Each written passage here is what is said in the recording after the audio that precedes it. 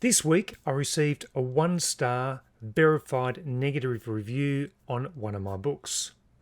But is there anything I can do about that 1-star review? Will it have an overall negative impact on my book? Is there anything I can do to remove that review? And how should you treat negative reviews if you receive them? Well, hello, my name is Romney, and thank you very much for watching my YouTube channel.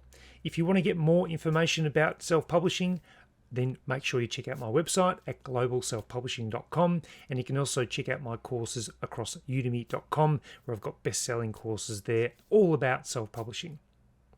So in this video, I really want to try and look at negative reviews. I'm going to show you the review from my book, and I'm also going to show you why that person left that review. And I'm going to let you be the judge and let me know in your comments whether you think that review, that negative review, was warranted. Is it something I need to improve in my book? Or was it a review that's really just one person's opinion and I should just let it go? So let's jump onto Amazon. Let me show you the review and let me talk you through a few different things you need to consider if you do happen to receive a negative review yourself. Let's get into it right now. So here's the book where I received the negative review. So far, the book has some great reviews. It's currently ranked 4.7 from the reviews with 45 reviews. If we scroll down, then you'll see the negative review. So it's currently ranked at 31,000 in books, in children's books. And you can see the photo that the person posted. We'll have a look at that in a moment. So it's this one here. Negative. I thought this book focused too much on the negative aspects of adding a new baby. For example, crying. I would prefer something more positive. I'll show you what she's referring to in a moment. This is the picture. It looks like it's been well used. It's very well worn. It looks like it's had water poured over it. So it's not a great photo of the book to start with, but I'm going to show you the book. I'm going to show you the page she's referring to. And as I mentioned at the start, I'd love for you to create a comment and let me know whether this person is maybe out of line or whether they've actually got it right. So let's show you the page that she's referring to. So this is the book. As you can see, this is the hardcover version of it. And let me show you the page that this customer was referring to. So if I go to it, here we are. So this is the page right here. I'm going to read it to you. So it says, when baby starts crying, I use my hands to cover my ears. Mummy gently rocks baby to stop all the tears. The crying can be quick or sometimes it's long. Mummy soothes baby with her favourite song. So that's the actual page that the customer was referring to being negative about the book. So apart from every other review being positive, is this something that I should be worried about? Well, there's a few things that you can look at and consider when you're looking at the negative reviews. Let's go back to that review and I'll show you there's a link that you can click on if you want to report the review as being abusive or you don't think it's accurate. So let me go to that point right now. So if you do get that negative review, like I have, you can either click on helpful if you think that that's a helpful review for you, or you can go to report. So report, a few common reasons customers report reviews: harassment, profanity, spam, ads, promotion, given in exchange for cash or discounts. So when Amazon get your report, they'll check that the review meets the community guidelines. If it doesn't, they'll remove it so you can submit. But let's have a look and see what the community guidelines are, because there are reviews which I've received and they're negative reviews, and I'm sure they're competitors or someone that just doesn't like my channel, like me personally, has some issue with me, and they give me a negative review. But ultimately, that's, as much as I don't like negative reviews, I just can't see how someone could bring themselves to give a negative review if it doesn't, if it's something that's not right for them to do.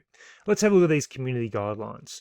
So when you're doing the reviews, it must meet these community guidelines. You can have a look through all of this about profanity, harassment, hate speech, external links. It's got plagiarism or illegal activities. Who can participate? Well, you must spend $50 on Amazon.com to be eligible to provide a review. So you've got verified review, if we go here, a verified purchase, is when someone has actually purchased your book. If you don't have the verified purchase, so it might be this one right here, it could be, like myself, I've got a launch team and I provide a free copy of the book in return for an unbiased review. Can you do that? Yes, you can. Because if you go down further, what's allowed, we'll keep going down.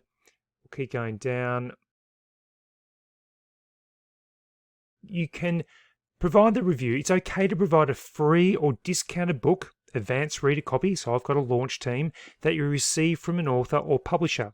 However, they can't require a review in exchange or try to influence the review. So you can provide a free copy of the book, but you can't expect them to give you a review. That's their decision. And you can't force them to give you a certain star rating. It must be unbiased.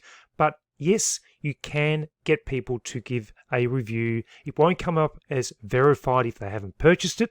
And if someone wants to purchase it and provide, or they need to provide a review, they must spend at least $50.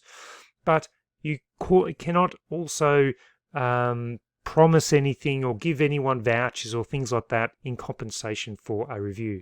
If you want to look further at what different obligations need to be met, make sure you check out the community guidelines in regards to the reviews. So that's what you need to consider when you're looking at the different reviews of your book. But should you be worried if someone gives you a negative review? Well, yes, it does. It does hurt because you put a lot of work and heart and soul into creating your books. It's not every book you create is going to be right for every single customer. There might be certain needs that customer thought they were going to get, but they didn't get. So what can you do? Well, firstly, in your description, try and provide as much detail as you can for that customer so they know what they're purchasing. The look inside does help, and remember, if you want to increase your look inside, you can increase that up to 80%, and I'll link a video in the description about how to do that. So it's not just the first 4 or 5 pages, you can extend that up until 80% of the book. Thirdly, if you do get a negative review, have a look at it. If it doesn't meet the community guidelines, then report that review. Amazon may be able to review it and get rid of it. Worst case scenario is that they check it and they don't remove it. It meets their guidelines. So just double check that. But what's my final take on verified and unverified reviews? Well, I know they're changing the review system currently where they've got a percentage of the reviews rather than the number of the reviews. And that came about because there were people trying to game the system, and they might have 15 reviews on day 2 and then suddenly it jumps up to 145 reviews on day 3. So there's something not quite right with that process. And if it's a process of giving just reviews and they're not verified or purchase reviews, then I think there's an issue with that. I strongly believe that reviews should only appear if they're verified reviews, and that will have an impact on me. For example, if all my reviews that aren't verified and I've got a launch team are removed, but ultimately, as a customer, I want to see a review that is from someone that has purchased it. And yes, the negative review that I've received for my book is a verified review or purchased review. That customer has purchased my book. They've even taken a photo of it. It's not ideal to have a review like that or a photo of the book looking like that. As I said, it looked like it had been put through a washing machine, but I can't do anything about that. So you pretty much just got to move on. Try and look at the review. If there's something you can do, if you look at the review and think, that's fair enough, I should probably change that L in my book. There's spelling mistakes that this customer has picked up. I should amend my manuscript and resubmit it and get those mistakes fixed up. If you're new and you've created the book and your first 1 or 2 reviews are like 1 stars, then probably you do need to consider whether you unpublish that book and start again, because having a 1-star review or even a 1-star average for the first 4 or 5 reviews, it really will kill your book.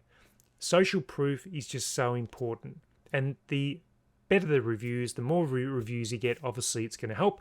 But I do think that Amazon does reward verified reviews for the search results against unverified reviews, such as those that might get a version of your book prior to launch that they read.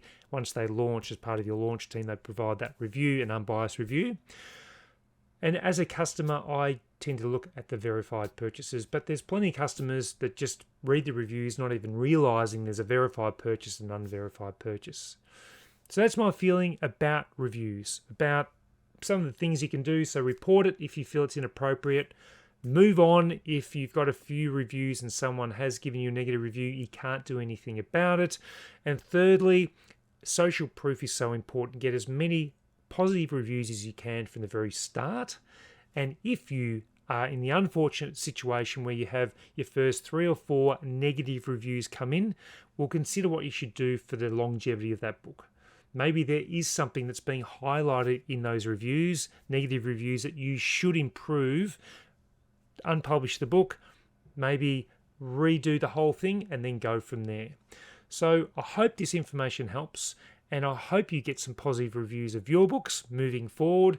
And the lesson that I've learned is to ensure that I continue to improve my books all the time. With this situation, I'm just going to move forward and move on. Your situation might be different, but I hope that you seeing a negative review on my book will give you some comfort knowing it does happen, but you just need to move forward and keep publishing your great books. So thanks very much for watching. I hope you've enjoyed this video. Remember, if you need some publishing assistance, go to globalselfpublishing.com. And I've also got my best-selling courses on udemy.com, and it covers a range of different topics, including niche research, book cover design, publishing with Ingram Spark, and a lot of other things. So until then, I'll catch you later.